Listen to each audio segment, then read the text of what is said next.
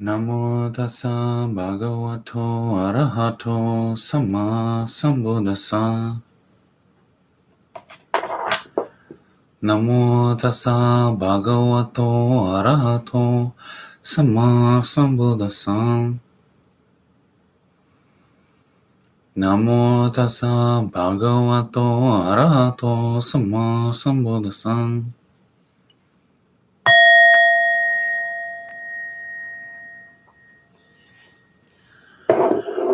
So, hello everyone. Welcome to Dharma Bum Basics. Happy New Year's. So, tonight, we'll see after the meditation. I probably have some kind of a talk in mind. We'll see, pertaining to New Year's and resolutions and whatnot. But we'll just see how it goes. Making plans doesn't always work out. I'm sure anyone who made any big plans this year can attest to that.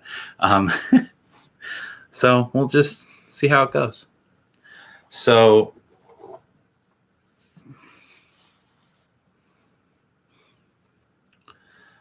something that I used to do, I haven't done it for a while. I should start doing it again. I really enjoyed it. Is I had this necklace that a friend gave me, and it was a peacock, but to me it looked like a phoenix. And I think phoenixes were based on people seeing peacocks and not knowing what they were anyway. But so it was a peacock, but I always thought of it as a phoenix. And for a long time, for years, I would put it in my pillowcase. Like before bed, I would hold it and I would think to myself, because phoenixes are known for like renewal, rebirth, burning out the old and rising from the ashes. So I would kind of hold it and make this resolve, this vow, this intention to leave all of the ashes of the day or of the entirety of my life in the past and to rise up from them and to kind of be reborn again anew as I wake to a new day. And this is a practice I did for a few years. I'm not sure why I stopped. Probably just got lazy, honestly. But it was really beneficial. So I think we'll do kind of a meditation loosely based on that, if that sounds good. Kind of this renewal. I really liked, Alex touched on renewal last night. And if you didn't see that, you can go back and watch it. It was pretty good. Yeah.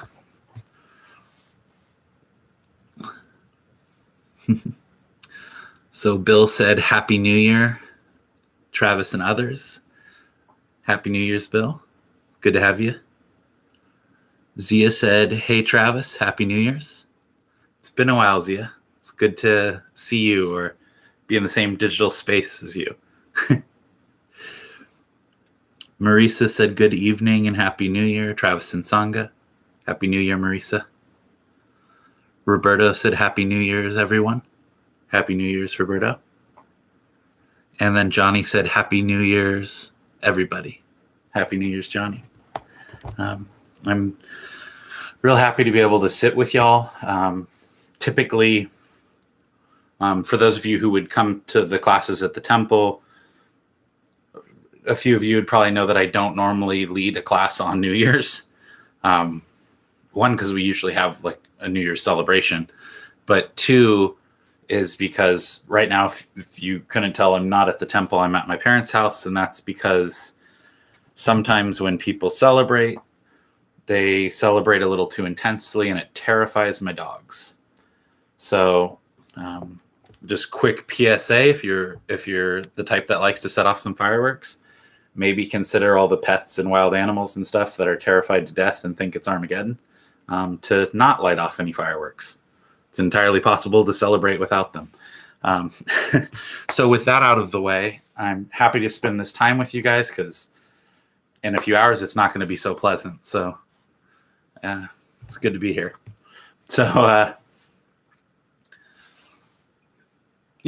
so we'll get started pretty shortly here with the meditation. As I had mentioned with like the Phoenix necklace and stuff, it really helped me feel like I didn't hold on to things as intensely, because I kind of had that intention of letting it go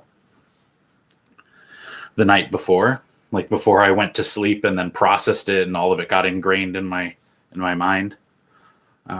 It seems like it really made a difference, and I think I need to start doing it again, because the days kind of add up, you know. So we'll be doing a meditation based on renewal. I've never led this kind of meditation. I mean, it probably won't be that different from a normal breath meditation, but we'll see. Never know what tangent we're going to go on. That's part of the fun. So, yeah, I think we'll get started. So if you're new to meditation, I think pretty much no one here is new, but if there's anyone hiding out who's new, if you're sitting in a chair, helpful to have feet flat on the ground.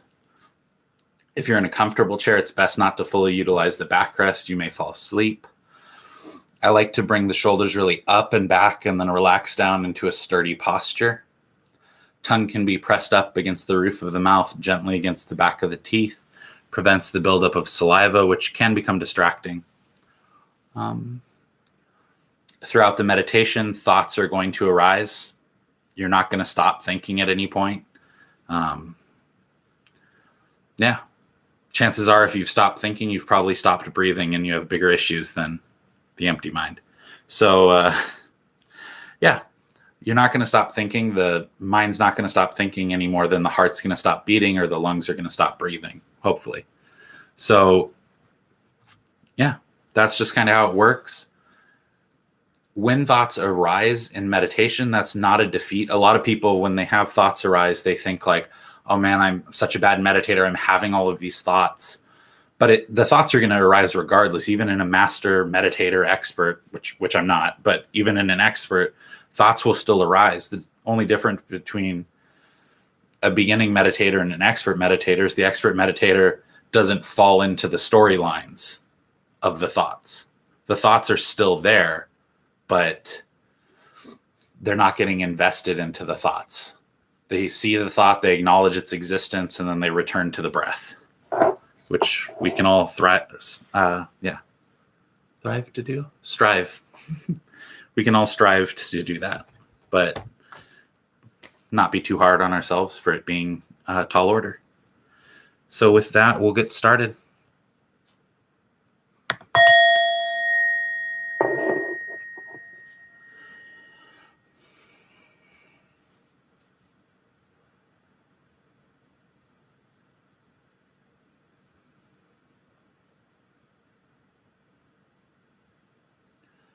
Taking a few deep breaths.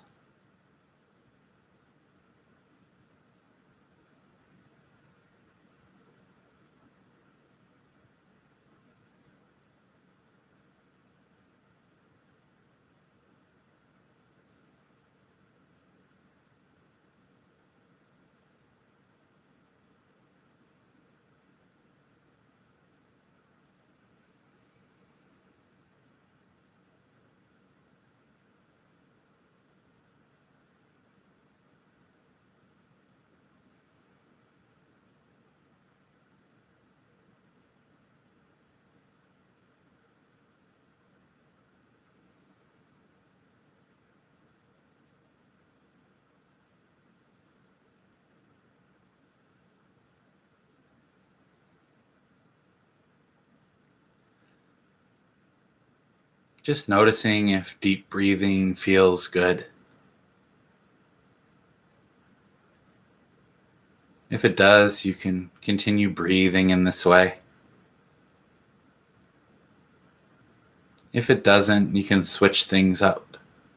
Maybe even deeper still, or more shallow.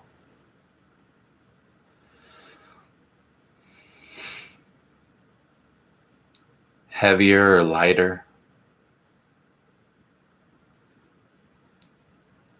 In long and out short, or in short and out long. Just noticing what feels best for the body in this moment. And then just maintaining that breathing as long as it feels good. And if it doesn't feel good anymore, switch it up.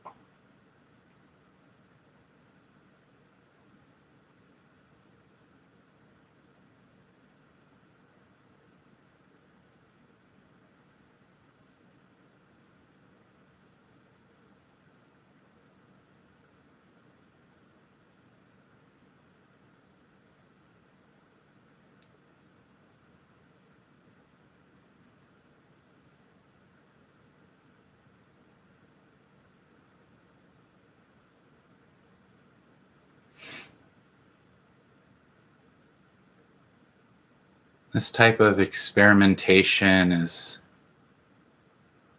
very useful because we can get a firsthand experience into the role the breath plays in fashioning our thoughts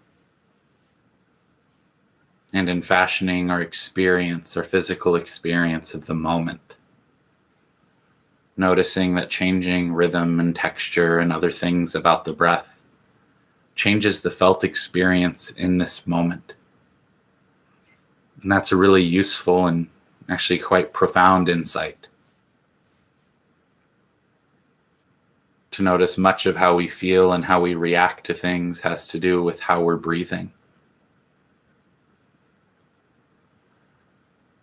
Just as much as it has to do with our past conditioning.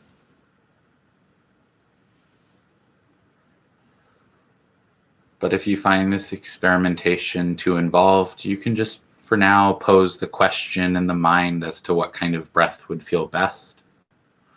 And then just watch how the body responds.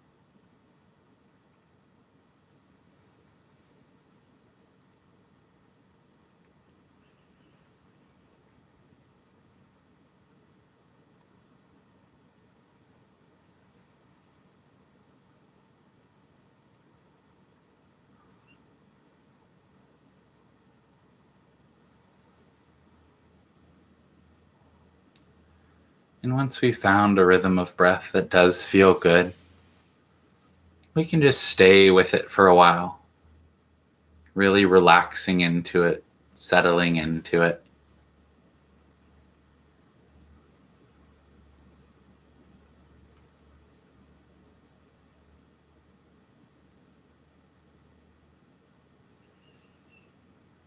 And if you want, you can even think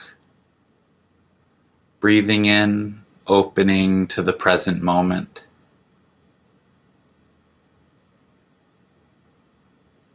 Breathing out, releasing the past.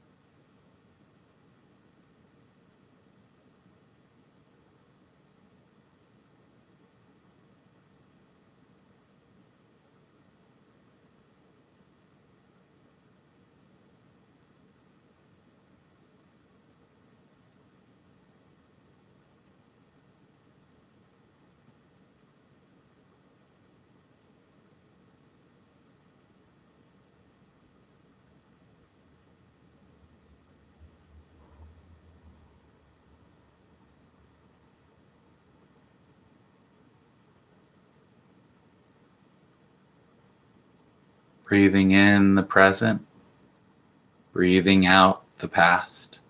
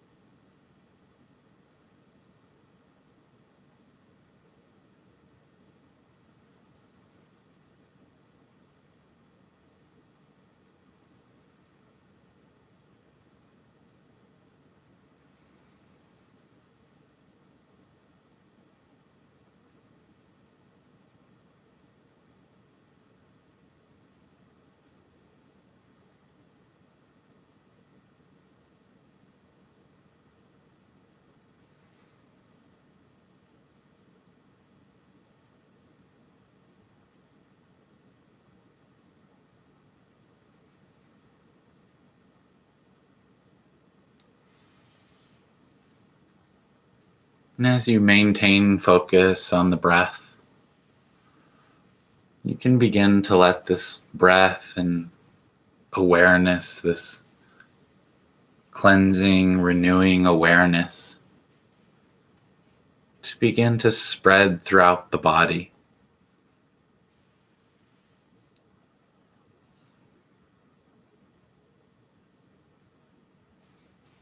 Noticing any tension that's built up over time, and allowing it to soften and fade away or burn away or melt away, whatever works for you.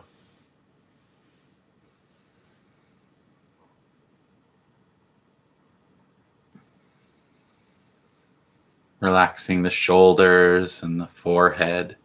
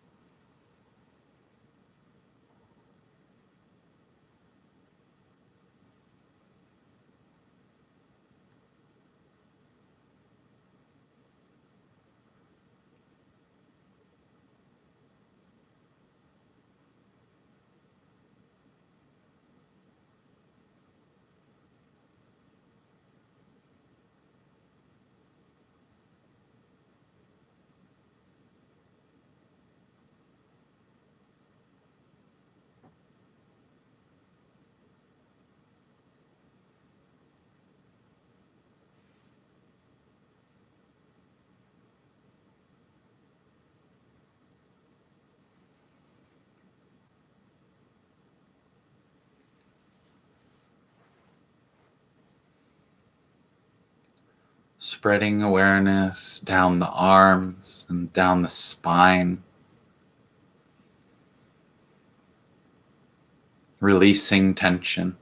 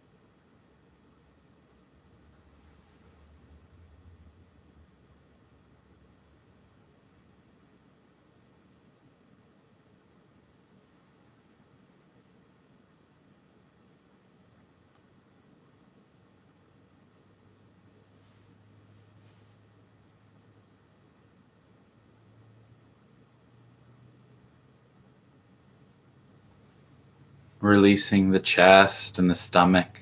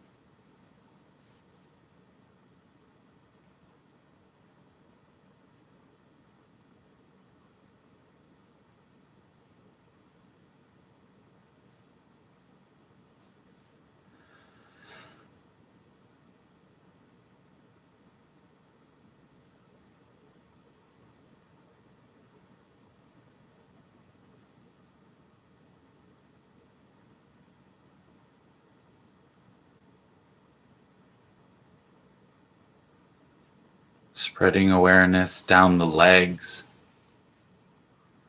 relaxing the hips and the knees and the feet.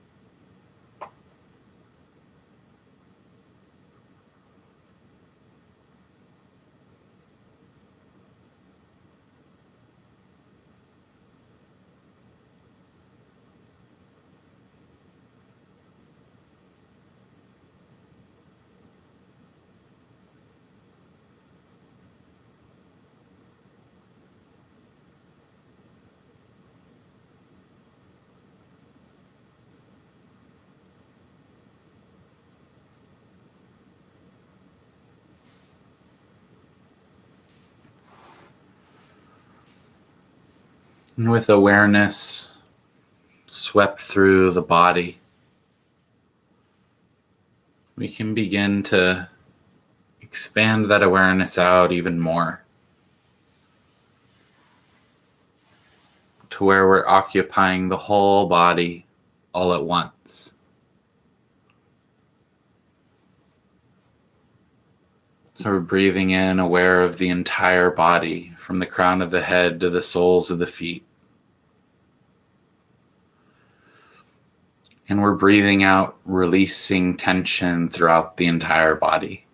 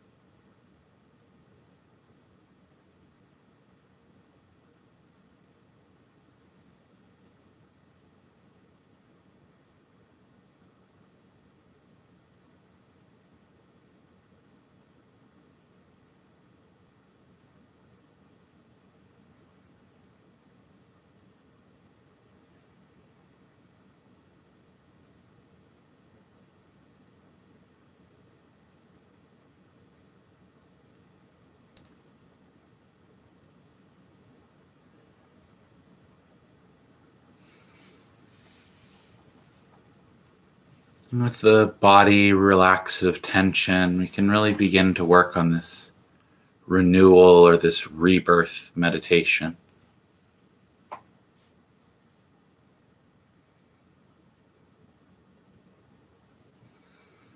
Maintaining this bodily awareness.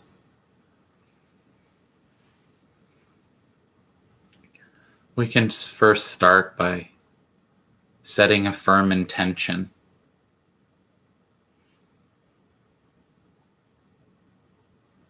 To be able to let go of the parts of our past that no longer serve us. To let go of old garbage that we've been clinging on to.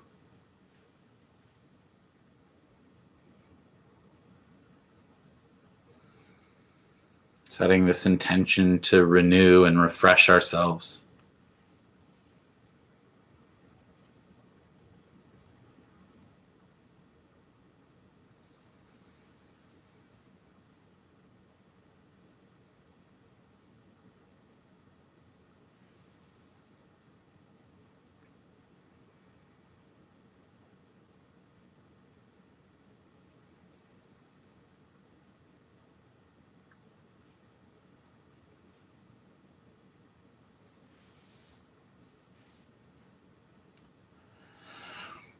And once we have this intention firmly established, we can maintain this bodily awareness. And we can call to mind moments in our past that maybe we're not too proud of, maybe we're embarrassed about, or things of that nature. Things we regret or things we could have done differently. Just kind of calling to mind those times in our life. Maybe even just this past year to keep it easy. Relatively easy.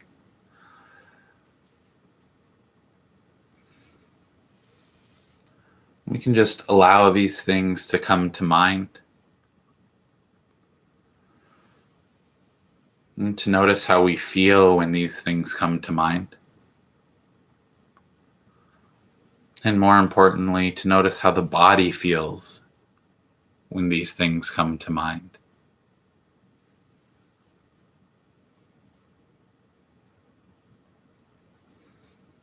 Noticing if there's any buildup of tension or discomfort.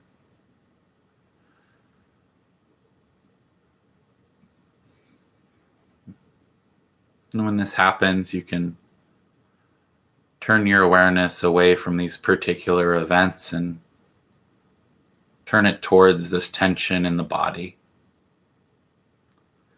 Seeing if you can consciously relax it. Because it's this physical tension in the body that locks in all these emotions from these past events.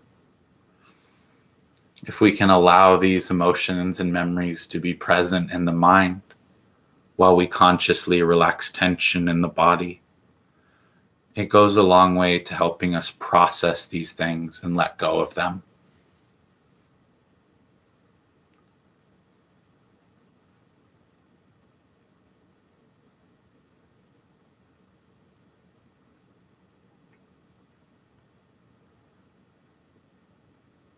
Making sure to check the forehead and the shoulders and all those target spots.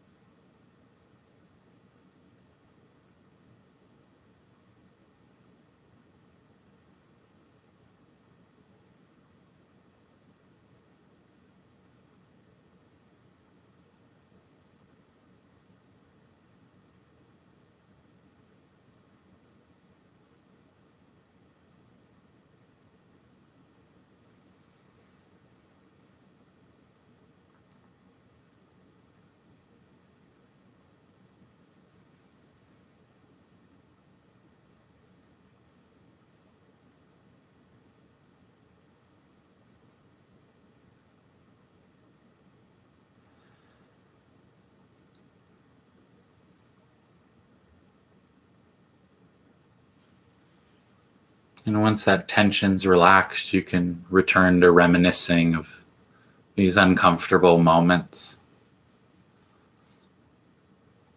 Simply repeating this process of reminiscing and then relaxing.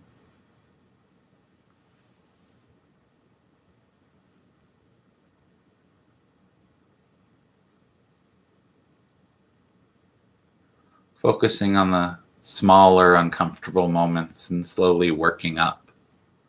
Never in a rush to tackle the big issues.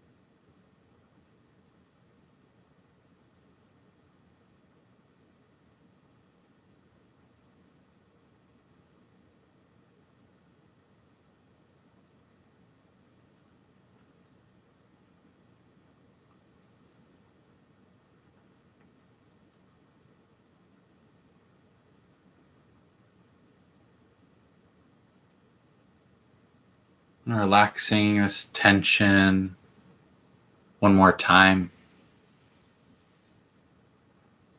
Softening forehead, shoulders, chest, stomach, all the way down.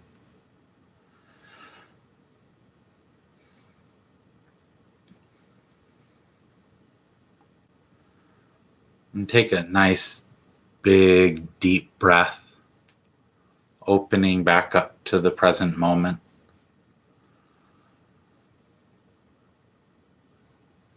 And a nice, long exhale, breathing away the past for the time being.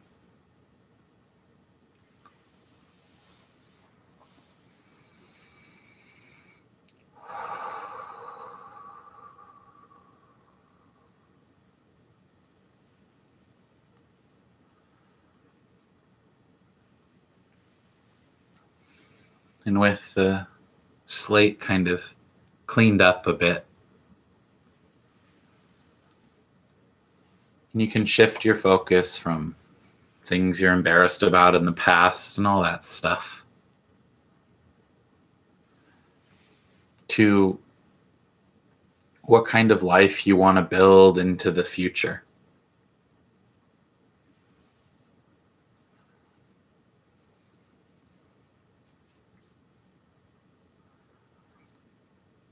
We focused on this past year and tried to let some of it go. Now we can just spend a bit of time focusing on this year that lies ahead of us. What kind of qualities do we want to build? What kind of life do we want to build onward into this new year?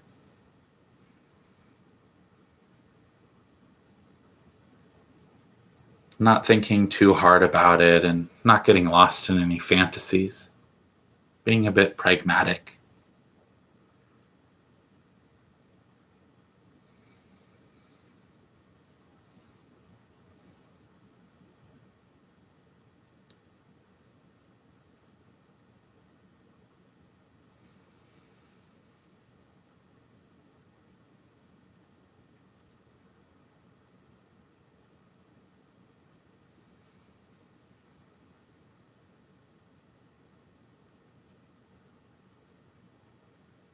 Maybe we want to make a few less mistakes of the same kind we did this last year into this next year.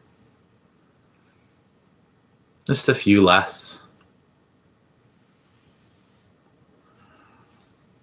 Or maybe we want to meditate a little bit more, develop a little more awareness, a little more compassion.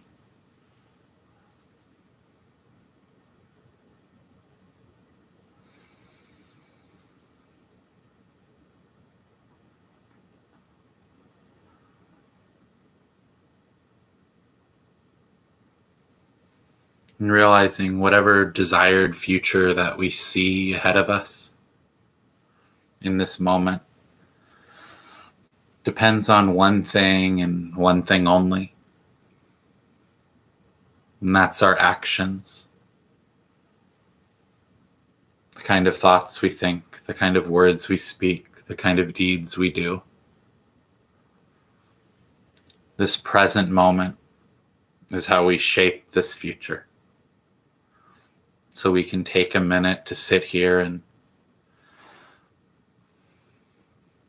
really ingrain our intentions, what we really want to develop going forward. We start by developing in this moment.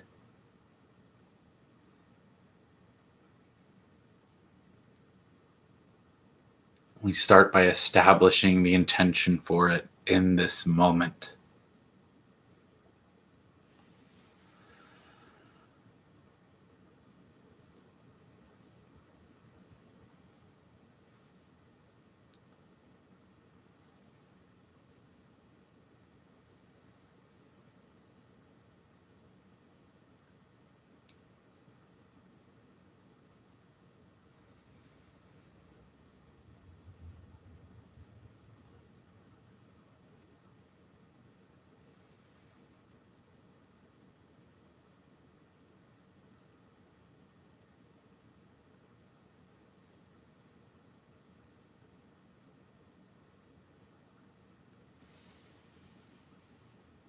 Drop by drop, water can erode a mountain or fill a lake.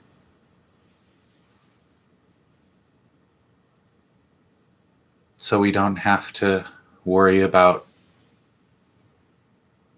how far away our goals may seem. We just have to focus on this drop right here. And with time, resolve, and patience, we'll get there.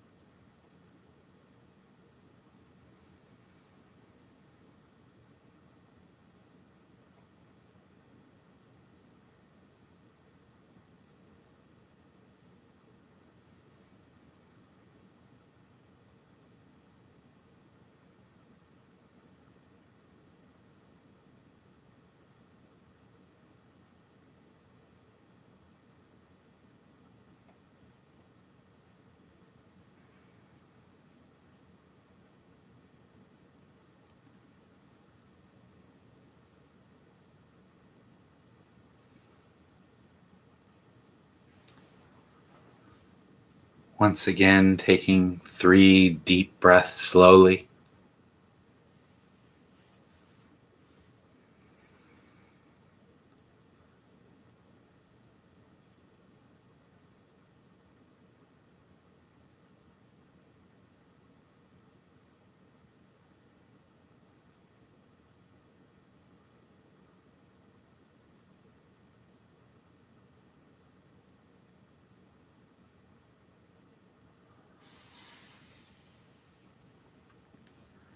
can slowly begin to open the eyes and stretch if needed. Taking the next few moments in silence to gradually leave the meditation.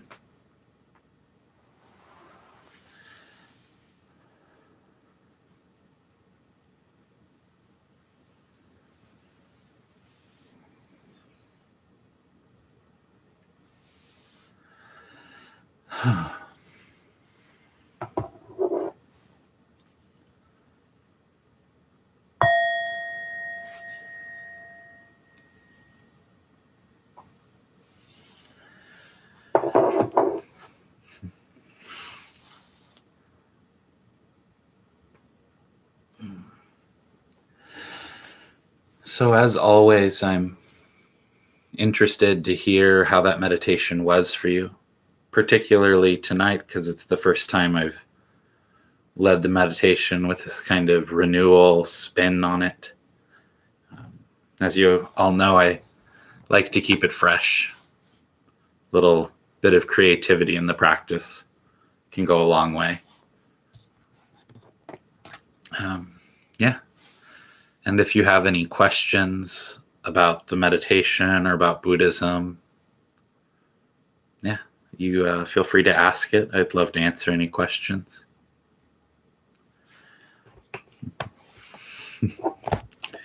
The one thing I didn't include in the meditation, because basically the parts of this meditation that weren't breath meditation, that's basically what I would do each night with the phoenix necklace, and then putting it in the pillowcase.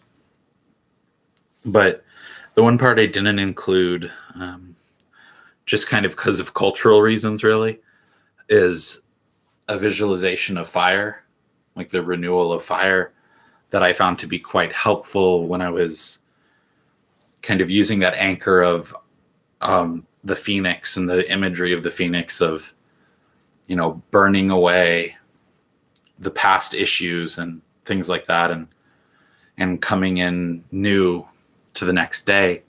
One thing that I found really beneficial with that, as I kind of did this visualization, or this is more of I feel like this is less of a meditation and more of a thought experiment or exercise that we did here, minus the parts that was very much a meditation, was that I would imagine as I'm sitting there, my body kind of igniting and then turning into ash. And then as the ash would fall, I would be inside the shell of the ash. And that kind of was a really strong visual cue for me of like shedding the past and coming in fresh. So just because of kind of Judeo-Christian perceptions of fire, I didn't want to include fire, but yeah. Or rather include burning ourselves.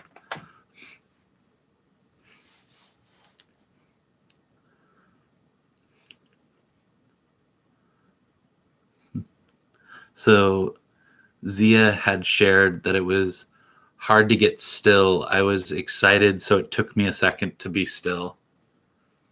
Yeah, I totally get that, especially when it's a new meditation you've never done before. There's kind of like that kid in a candy shop moment of, ooh, what's this going to be like?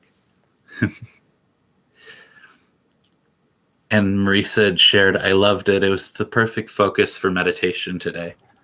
I'm glad. I was thinking it really wasn't until about, and it usually is until about maybe an hour, half an hour, hour before class starts that I decide what we're going to do for the meditation. But this actually was in my head probably a couple days ago. I was cleaning my room and I found the necklace, and then it kind of planted that seed, and then Alex watered that seed last night. So I thought it was appropriate focus. So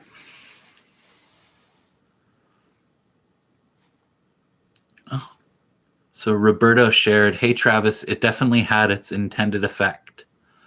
I came out the other side refreshed and feeling a little freer from my typical embarrassments and anxieties.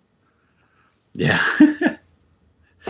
Yeah, this practice is really really beneficial. And as I mentioned in the beginning, I did this like nightly, but probably only like 5 minutes, because when it's a nightly routine right before bed, it's not necessarily that I'm going to sit for half an hour to do this when I'm already sitting another time during the day. But it really did, like, it felt like I had a new lease on life, and like I wasn't as burdened down by the past as I normally would be. And anything that happened kind of felt like it would just roll off my back, because I knew that there was a whole nother day in front of me, hopefully. And if I'm lucky. And yeah, so it really helped me too. And I should start doing it again. Marisa shared that, oh, my shirt reminds her of wings. Yeah, this it's like a camouflage zigzag. Yeah, that's kind of funny. That wasn't intentional, but they do look like wings. So one thing, I'll share a little bit of what I had in mind. And of course, if anyone has any questions, feel free. One thing I wanted to share, just because I'll probably turn a little red and whatever, but isn't that perfect for this type of practice, is one thing, and it's just so funny, the things that stick with us, right? And I think a lot of what sticks with us is like school experiences, especially like middle school, high school experiences, right? When we're all wired up on hormones and we're all obsessed with how we appear to other people and all of that. And everyone's vicious and ruthless. So this is like 10th grade. And this is a thought that comes to mind probably like once a month. And it's just funny because it, like, really, to me, I don't think it has that much weight, but apparently it does, right? And it was 10th grade, and it was 10th grade, and it was like the first day or in my English class of that year, and the teacher wanted us to say our name, our favorite subject, and something we're interested in or something like that. And for whatever reason, I really couldn't think of anything to say for what I'm interested in. And I'm an artist, like I sculpt, I draw, I paint, whatever. But for some reason that wasn't in my head at all. Probably just because school makes me anxious. And so I said, like, my name is Travis, my favorite subject's art, and I like Pimp My Ride. Right. So and that was just what I said. And then the whole class laughed at me, because it is a weird, is kind of a weird thing to say. And I felt so embarrassed.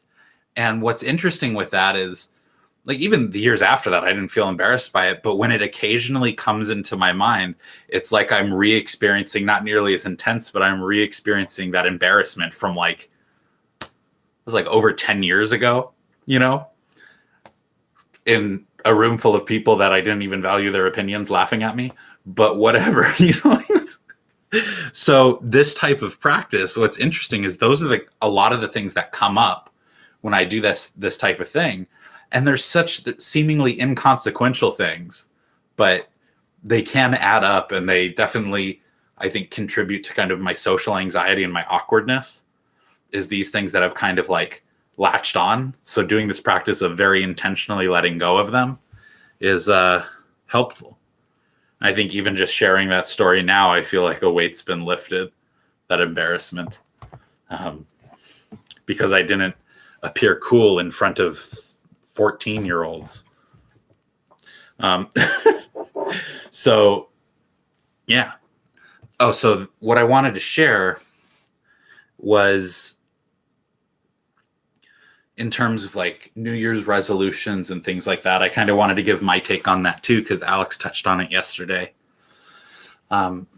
So within Buddhist practice, there's something that's called vows, VOW. Vowing, not bowing. So these vows, I feel like they're not touched on nearly as much in like Western Buddhism, but especially in like Thai culture, they're really heavily emphasized as being a core part of practice.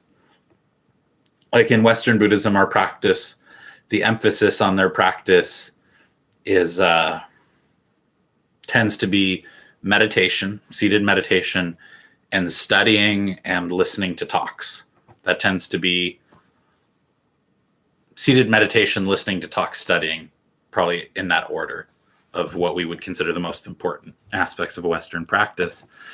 And in Eastern practice, those are included as well as chanting and making vows. And we don't get a lot of that. I think mostly because chanting can sound pretty weird in English, where in other languages it's a lot more fluid sounding. And not just because we don't understand what's being said. People who are bilingual have often told me that the chanting in English just sounds weird because the chanting wasn't like designed around the English language, but it was designed around these Eastern languages. So one is chanting, and then the other is making vows. And if you read kind of a lot of the stories about the Thai Ajahns, the Thai teacher monks, the monks from Thailand who taught others, and there's in many cases very detailed biographies or autobiographies of their life.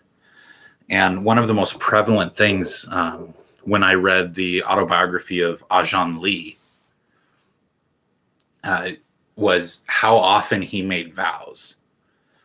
And, I don't remember a lot from the book. I remember the few times where he was totally awesome and fearless and stuff like that. But one of the main tenets throughout the entire story of his life is his reliance on making vows. And he would make vows like, I'll meditate for this amount of time today, and if I quit and cut it short, I won't have a meal. And so he would make vows that had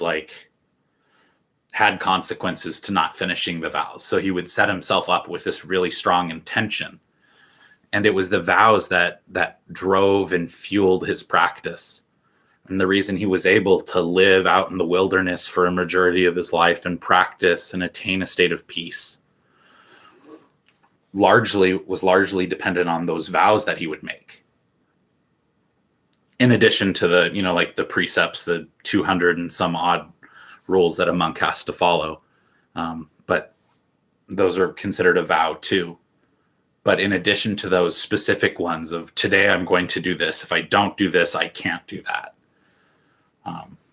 If you don't eat your vegetables, you can't have dessert. That type of thinking, right?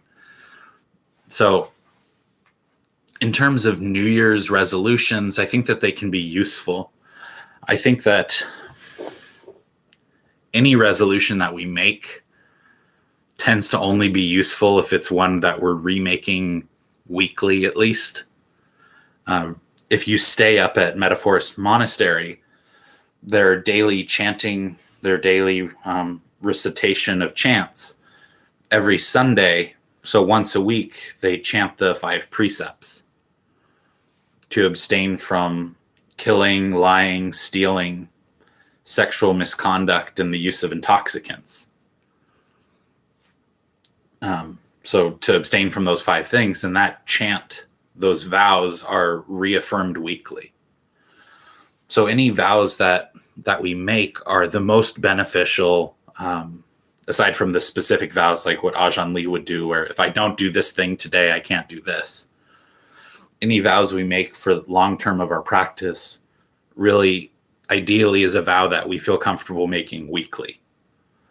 Not necessarily these giant, huge vows of like, in 2 years, I'm going to become totally awakened or anything like that. And then giving ourselves this like totally unrealistic goal.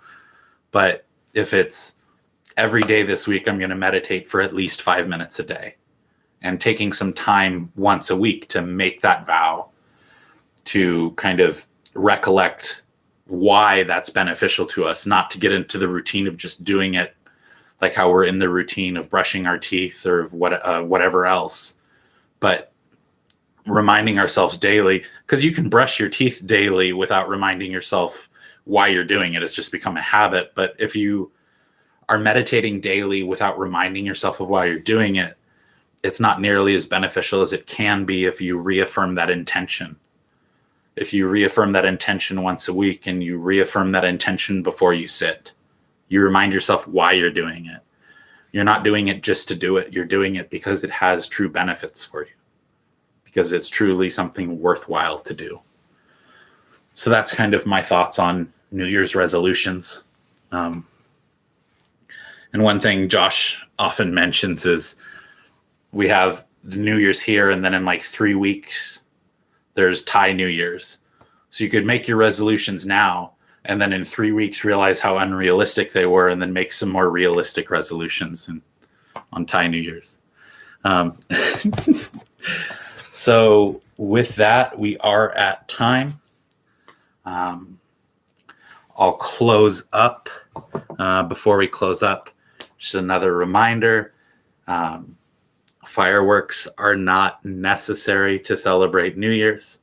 You can celebrate and have plenty of fun without fireworks, without terrifying wildlife and driving dozens of dogs and cats to the pound, running away from home in fear for their lives. You don't have to use fireworks. You don't have to clang pans. You can enjoy and celebrate in ways that don't cause fear to other living beings. So with that in mind, we'll close up, and I'll go take care of my dogs until probably 4 a.m. when they stop freaking out. So please give it some thought if you're planning on celebrating in that way. Okay, so please join palms. May any merit gained from today's meditation and discussion be dedicated to all the animals. May all animals in all directions feel safe and at ease. May they be protected. May they allow their owners to sleep through the night. May they all be at ease. May we all be at ease. Metta karuna mudita upeka sahanga teya cetasa chaturi sambharatva harati sammamudaru pavena sammadammaru pavena samba sangharu pavena sote hantu nirantarang.